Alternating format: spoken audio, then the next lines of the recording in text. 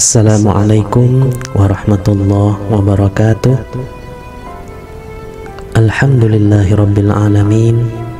Wassalatu wassalamu ala asyrafil anbiya'i wal mursalin nabiyina wa habibina Muhammadin wa ala alihi wa sahbihi ajma'in wa man tabi'ahum bi ihsanin ila yaumiddin.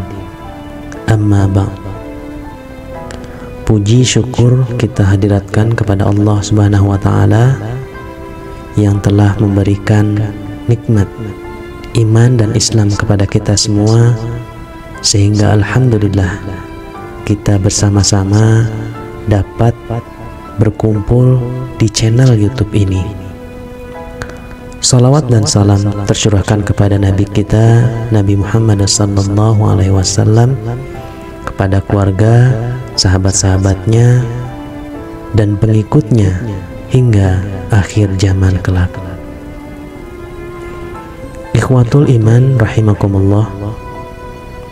Pada hari ini mari kita mengeksplorasi 3 dosa besar yang azabnya disegerakan oleh Allah Subhanahu wa Ta'ala. Seringkali kita mungkin tidak menyadari betapa seriusnya dosa-dosa ini.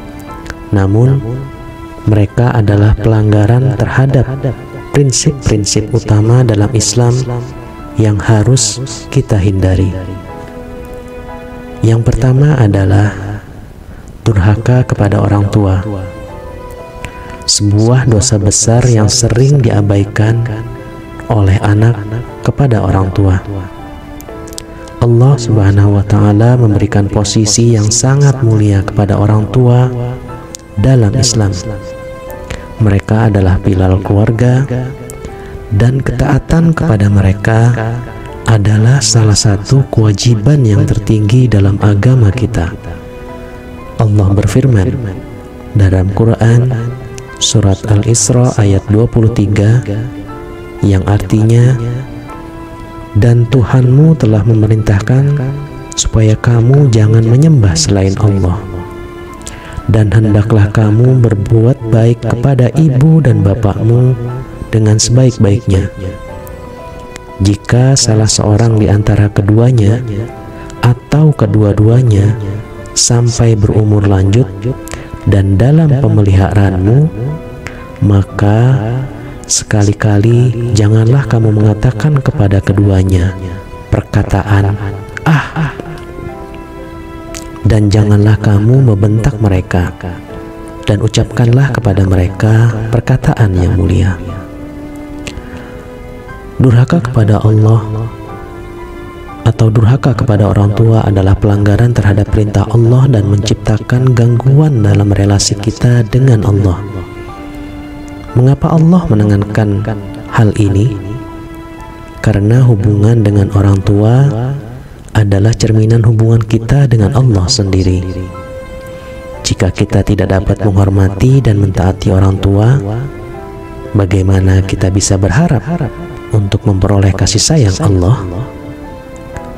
Rasulullah juga bersabda dalam hadisnya dari sahabat Abdullah bin Umar radhiyallahu an, Nabi Muhammad SAW, ia bersabda, ridho Allah berada pada ridho kedua orang tua, sedangkan murkanya berada pada murka keduanya. Hadis riwayat At-Tirmidzi, Ibnu Hibban, dan Al-Hakim. Yang kedua adalah orang yang zalim.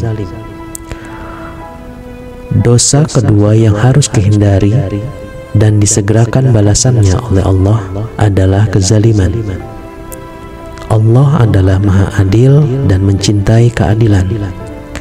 Mengeksploitasi atau merugikan sesama manusia adalah tindakan zalim yang mematahkan ikatan kita dengan Allah. Allah berfirman dalam surat Ghafir ayat 52, yaitu hari ketika permintaan maaf tidak berguna bagi orang-orang zalim dan mereka mendapat laknat dan tempat tinggal yang buruk. Rasulullah juga bersabda Dan berhati-hatilah terhadap doa orang yang terzalimi, karena tidak ada penghalang antara doanya dengan Allah. Hadis riwayat Bukhari dan Muslim. Zalim menciptakan ketidakseimbangan dalam masyarakat dan merusak harmoni yang diinginkan oleh Allah Subhanahu wa Ta'ala.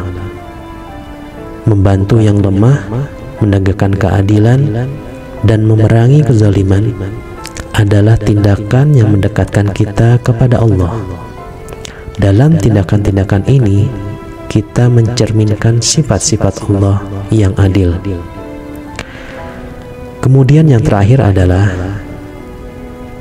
dosa yang disegerakan azabnya oleh Allah Subhanahu wa Ta'ala adalah memutuskan tali silaturahmi.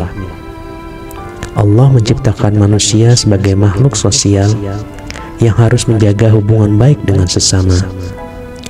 Memutuskan tali silaturahmi adalah tindakan yang memutuskan hubungan sosial dengan Allah.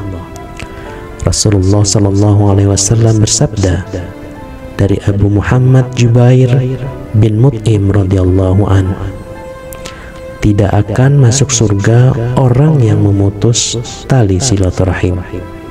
Hadis riwayat Bukhari dan Muslim.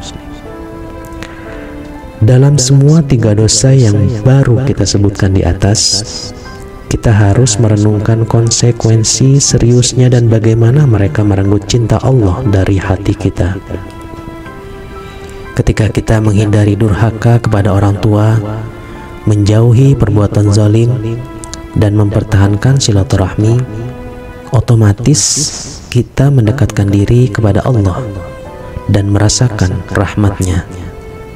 Semoga Allah senantiasa memberikan petunjuk kepada kita semua dan mengampuni dosa-dosa kita. Amin, amin ya rabbal alamin. Wallahu a'lam bishawab. Assalamualaikum warahmatullahi wabarakatuh.